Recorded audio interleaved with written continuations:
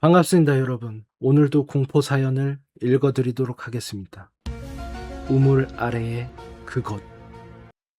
안녕하세요. 잘 보고 있습니다. 요즘 공포 영상이 뜸해서 아쉬웠는데 사연을 받는다 하여 보내봅니다. 이건 제가 초등학교 때 할아버지 집에 놀러 갔다가 겪은 일입니다. 너무 어렸을 때라 제가 직접 기억하는 부분도 있고 나중에 어머니한테 들은 내용도 섞여 있습니다. 그래서 날짜나 순서가 조금 다를 수 있습니다. 저희 친할아버지는 시골에서 혼자 사셨습니다. 할머니가 제가 태어나기 전에 돌아가셨고 할아버지 집은 마을에서도 조금 외진 곳에 있었습니다. 집 뒤로 낮은 산이 있었고 앞에는 논이 넓게 펼쳐져 있었습니다. 지금 생각하면 그렇게 깊은 시골은 아니었습니다. 마을 입구에 작은 슈퍼도 있었고 버스도 하루에 몇 번씩 다녔습니다. 다만 할아버지 집 근처에는 다른 집이 두세 채밖에 없었고 해가 지면 밖에 불빛이 거의 없었습니다. 집은 오래된 한옥 비슷한 구조였습니다. 대문을 열면 작은 마당이 있고 정면에 안방과 부엌이 붙어 있었습니다. 오른쪽에는 창고가 있었고 왼쪽 끝에는 잘 쓰지 않는 방이 하나 있었습니다. 가족들은 그 방을 뒷방이라고 불렀습니다. 원래 할머니가 쓰던 방이었다고 들었습니다. 할머니가 돌아가신 뒤에는 이불이나 농기구, 오래된 옷 같은 걸 넣어두고 창고처럼 사용했습니다. 문에는 자물쇠가 걸려있지는 않았지만 할아버지가 들어가지 말라고 해서 저도 평소에는 가까이 가지 않았습니다. 제가 그 집에 갔던 건 여름방학 때였습니다. 정확히 몇 살이었는지는 기억나지 않지만 초등학교 저학년이었던 것 같습니다. 부모님과 함께 갔고 사촌형 한 명도 같이 있었던 걸로 기억합니다. 처음 며칠은 별일이 없었습니다. 낮에는 사촌형이랑 개울에서 놀거나 잠자리를 잡았고 저녁에는 마당 평상에 앉아서 수박을 먹었습니다. 어느 날 밤이었습니다. 저는 부모님과 안방에서 자고 있었습니다. 한밤중에 누가 방문을 두드리는 소리에 잠이 깼습니다. 똑똑 두드리는 소리가 아니라 손톱으로 문을 긁는 것 같았습니다. 사각. 처음에는 벌레가 문에 붙은 줄 알았습니다. 어머니와 아버지는 자고 있었고 저는 이불 속에서 소리를 듣고 있었습니다. 그런데 소리가 방문 아래쪽에서 났습니다. 사람이 서서 문을 긁는 높이가 아니라 바닥에 거의 붙어 있는 곳이었습니다. 조금 뒤에는 문을 여는 것처럼 방문이 아주 약하게 흔들렸습니다. 저는 무서워서 어머니를 깨웠습니다. 어머니는 잠결에 바람 때문일 거라고 했습니다. 여름이라 방문을 완전히 닫지 않고 살짝 걸쳐놨던 것 같습니다. 어머니가 문을 열어봤는데 밖에는 아무도 없었습니다. 그때 마당 끝에 있던 개가 계속 낑낑거렸습니다.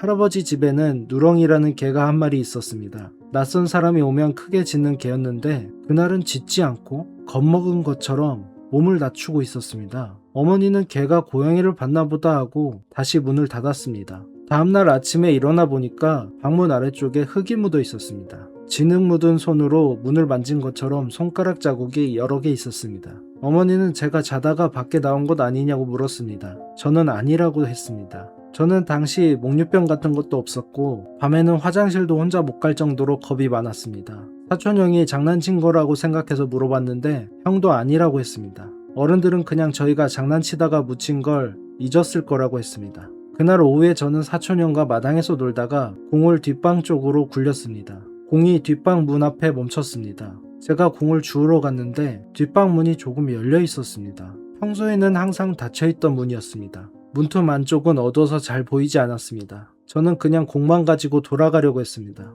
그때 방 안에서 누가 기침하는 소리가 났습니다. 나이든 사람이 목에 가래가 걸린 것처럼 낮게 기침하는 소리였습니다. 저는 할아버지가 안에 있는 줄 알았습니다. 그래서 할아버지를 불렀습니다. 대답은 없었습니다. 문을 조금 더 열어봤는데 방 안에는 사람이 없었습니다. 낡은 장롱과 이불이 쌓여 있었고 벽에는 오래된 달력이 걸려 있었습니다. 햇빛이 문틈으로 들어와 방바닥 일부만 보였습니다. 그런데 장롱 옆에 누군가의 발이 보였습니다.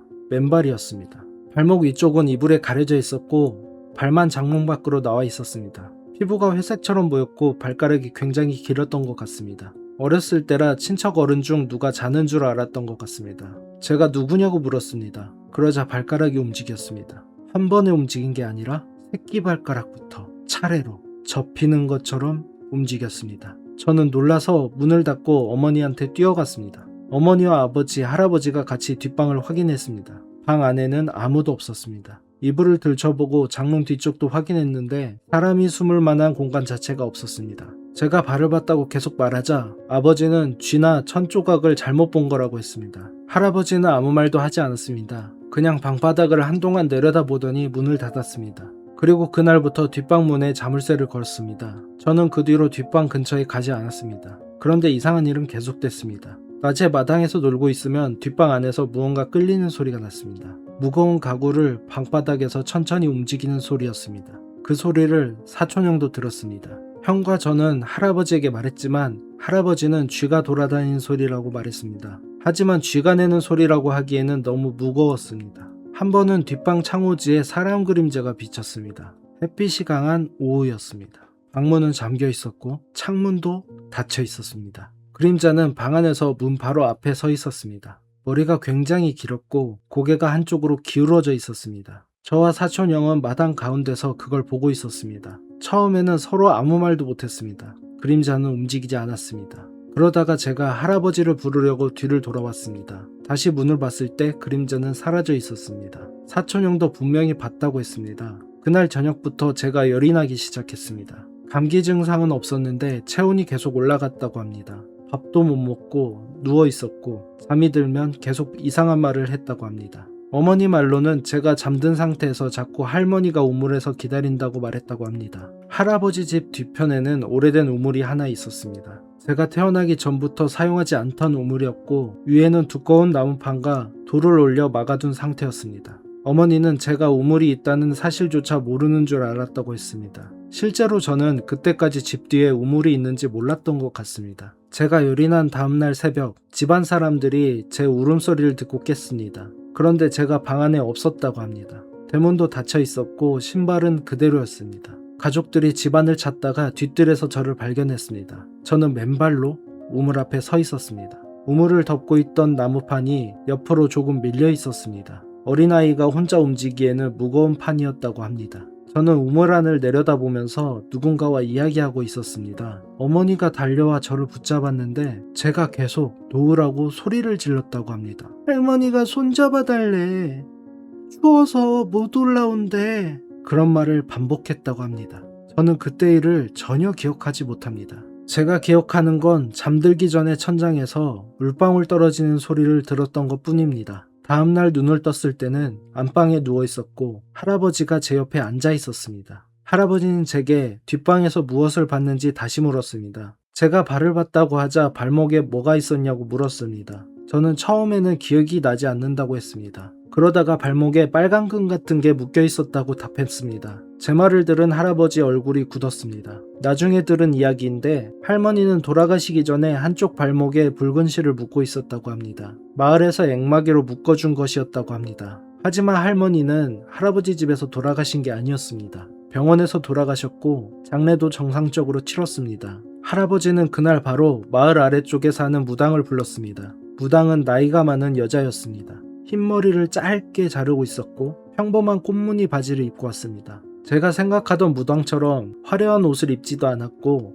방울 같은 것도 들고 오지 않았습니다. 무당은 집 안으로 들어오자마자 뒷방 쪽을 보았습니다. 아무도 설명하지 않았는데 그 방부터 열어보자고 했습니다. 할아버지가 자물쇠를 열었습니다. 무당은 방 안에 들어가지 않고 문 앞에 서서 냄새를 맡는 것처럼 코로 숨을 들이마셨습니다. 그러더니 할아버지에게 물었습니다. 이 방에서 사람 죽었어? 할아버지는 아니라고 했습니다. 할머니가 쓰던 방이긴 했지만 병원에서 돌아가셨다고 설명했습니다. 무당은 한참 방안을 보다가 할머니가 아니라고 했습니다. 그리고 방바닥에 쌓여있던 이불과 상자를 전부 밖으로 꺼내라고 했습니다. 가족들이 짐을 꺼내던 중 장롱 아래에서 낡은 보자기 하나가 나왔습니다. 보자기 안에는 어린아이 옷과 빗, 녹슨 숟가락, 검게 변한 머리카락이 들어있었습니다. 가족 중 누구도 그런 물건이 왜 거기에 있는지 몰랐습니다. 할아버지도 처음 보는 물건이라고 했습니다. 무당은 물건을 손으로 만지지 말라고 했습니다. 긴 나무젓가락 같은 걸로 보자기를 펼쳐보더니 머리카락 사이에서 작은 나무패를 꺼냈습니다. 나무패에는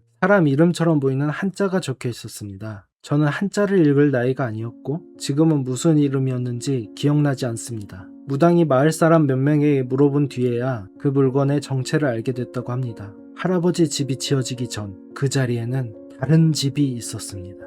그 집에는 어린 딸이 하나 있었는데 어느 여름날 갑자기 사라졌다고 합니다. 마을 사람들은 아이가 산에서 길을 잃었거나 물에 빠졌을 거라고 생각했습니다. 시신은 찾지 못했다고 합니다. 그 가족이 마을을 떠난 뒤 집은 오랫동안 비어 있었고 나중에 할아버지가 뜯어고치고 살게 된 거였습니다. 무당은 보자기 안에 든 것이 아이를 위한 물건이 아니라고 했습니다. 아이를 데려오려고 만든 것이 아니라 아이인 척하는 무언가를 붙잡아 놓은 물건이라고 했습니다. 그게 무슨 뜻인지 어른들이 물었지만 무당은 자세히 설명하지 않았다고 합니다. 그냥 오래 붙들어 둔 것이 배가 고파서 어린아이를 부른다고 했습니다. 무당은 저를 마당 한가운데 앉혔습니다. 그리고 제 손목과 발목에 붉은 실을 묶었습니다. 제가 무서워서 울자 어머니가 옆에 앉아 손을 잡아주었습니다. 무당은 뒷방에서 나온 보자기를 녹그릇 안에 넣고 우물 앞에 가져다 놓았습니다. 그 다음 우물을 덮고 있던 판자를 완전히 치웠습니다. 낮이었는데도 우물 안쪽은 아무것도 보이지 않을 정도로 어두웠습니다. 무당이 우물 안을 내려다보며 누군가와 대화하듯 말했습니다. 정확한 내용은 기억하지 못합니다. 다만 처음에는 낮은 목소리로 달래듯 말하다가 갑자기 크게 화를 냈던 건 기억합니다. 네 이름이 아니잖아! 무당이 그렇게 소리쳤습니다. 그 순간 우물 안에서 물이 끓는 것 같은 소리가 났습니다. 오랫동안 사용하지 않아 물이 거의 없는 우물이었다고 들었는데 안에서 누가 손으로 물을 휘젓는 것처럼 철썩거리는 소리가 계속 났습니다. 마당에 있던 개가 목줄을 끊을 듯이 날뛰었습니다. 저는 울면서 어머니에게 집에 가자고 했습니다. 그때 우물 안에서 제 이름을 부르는 소리가 들렸습니다. 어린아이 목소리였습니다. 제 이름을 정확하게 불렀습니다. 한 번이 아니라 여러 번 불렀습니다. 가족들은 그 소리를 못 들었다고 합니다. 무당이 갑자기 제 뺨을 세게 때렸습니다. 그리고 저한테 절대 대답하지 말라고 했습니다. 우물 안에서는 계속 제 이름을 불렀습니다. 처음에는 여자아이 목소리였는데 나중에는 어머니 목소리로 바뀌었습니다. 제 옆에서 손을 잡고 있는 어머니와 똑같은 목소리였습니다. 엄마 여기 있어. 이쪽으로 와. 그 말을 들은 순간 저도 모르게 우물 쪽으로 몸을 일으켰다고 합니다. 무당이 저를 붙잡고 붉은 실을 끊었습니다. 그 다음 보자기에 불을 붙여 우물 안으로 던졌습니다. 불붙은 보자기가 아래로 떨어지는 동안 우물 안에서 이상한 소리가 났습니다. 사람이 비명을 지르는 소리는 아니었습니다. 고양이나 아기 울음처럼 높게 들리다가 갑자기 아주 굵은 남자 목소리로 변했습니다. 저는 중간에 정신을 잃었습니다. 정신을 차렸을 때는 해가 거의 지고 있었습니다. 무당은 우물 입구에 소금과 재를 뿌리고 새 나무판으로 덮은 뒤 굵은 쇠사슬을 여러 번 감았습니다. 뒷방에 있던 물건도 전부 마당에서 태웠습니다. 장롱과 이불까지 모두 태웠던 것으로 기억합니다. 무당은 할아버지에게 그 방을 다시 사용하지 말라고 했습니다. 가능하면 집을 떠나는 게 좋지만 당장 그럴 수 없다면 뒷방 문을 벽으로 막으라고 했습니다. 그리고 저에게는 해가 진 뒤 우물이나 물웅덩이 안을 들여다보지 말라고 했습니다. 누가 물속에서 이름을 불러도 대답하면 안 된다고 했습니다. 다음날 저희 가족은 바로 집으로 돌아왔습니다. 집에 온 뒤로 열도 내렸고 밤에 이상한 말을 하는 일도 없어졌습니다. 할아버지는 얼마 지나지 않아 뒷방 문을 벽돌로 막았습니다. 우물도 흙과 돌로 완전히 메웠다고 했습니다. 몇 년 뒤에는 할아버지도 그 집을 떠나 읍내에 있는 작은 아파트로 이사했습니다. 오래된 집은 한동안 비어있다가 결국 철거됐습니다. 그 뒤로 저에게는 특별한 일이 없었습니다. 적어도 가족들은 그렇게 생각했습니다. 다만 저는 물이 고여있는 곳을 오래 보지 못합니다. 세면대에 받아놓은 물이나 비온 뒤 생긴 웅덩이, 불을 끈 욕조 같은 곳을 보고 있으면 가끔 물속에 머리카락이 떠있는 것처럼 보입니다. 쳐다보면 아무것도 없습니다. 성인이 된 뒤 어머니에게 그때 이야기를 다시 물어본 적이 있습니다. 어머니는 무당이 떠나기 전에 자신에게만 해준 말이 있다고 했습니다. 그것은 우물에 붙어있던 게 아니었다고 합니다. 처음부터 뒷방에 있던 것도 아니었다고 합니다. 제가 뒷방 문을 열었을 때 처음으로 저를 봤고 제가 그것을 사람이라고 생각하는 순간 제 모습을 기억했다는 겁니다. 무당이 태운 건 그것을 붙잡고 있던 물건이었고 우물을 메운 건 다시 들어올 길을 막은 것 뿐이라고 했습니다. 어머니는 제가 겁을 먹을까봐 그동안 말하지 않았다고 했습니다. 저는 그 말을 완전히 믿지는 않습니다. 어릴 때 기억은 쉽게 변한다고 하고 물에 비친 그림자는 사람 얼굴처럼 보일 때도 있으니까요. 하지만 비가 많이 오는 날이면 창문 밖에서 젖은 발로 걷는 소리가 들릴 때가 있습니다. 그리고 유리창이나 꺼진 텔레비전 화면에 제 모습이 비칠 때 제 뒤에 키가 작은 아이가 서 있는 것처럼 보일 때도 있습니다. 뒤를 돌아보면 아무도 없습니다. 그래도 예전처럼 저를 부르지는 않습니다. 저는 아직도 그것이 가끔 보입니다.